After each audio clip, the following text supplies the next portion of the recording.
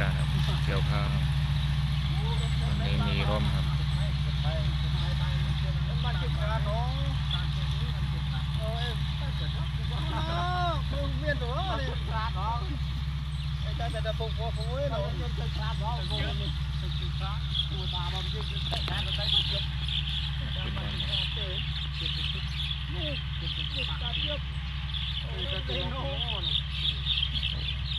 เต็มเลยครับนก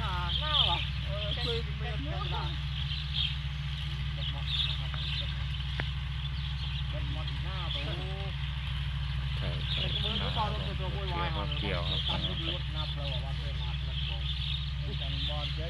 ก็เลยมาหนุ่ยใส่นกโกเฮามา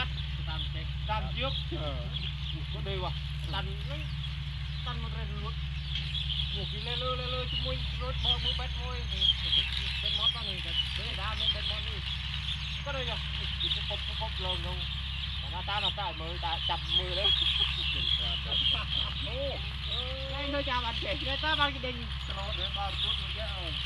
เอาตาบ้านคนเอง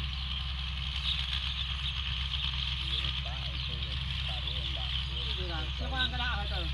ตามเยอะ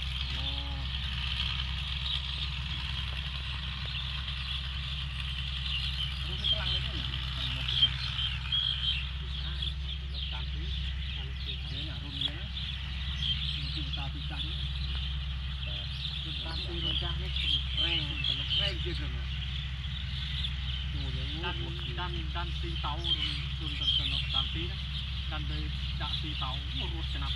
ดันกำลังกันวันลื่นลูกดันกำลังกันตีเตาเฮ้ยเขาสามารถดันได้เขาเตาโน้ตตามตีดันตีเตานะแต่ไอ้มันดันตีเตานี่เหรอมัดดันตีเตาปันเนอร์กันเนาะตัวรถเลยนี่มันรุ่นตามตีเลยตีเตาลื่นเนาะมันดันต้องได้ที่โค้งตีตามเลยทาเลย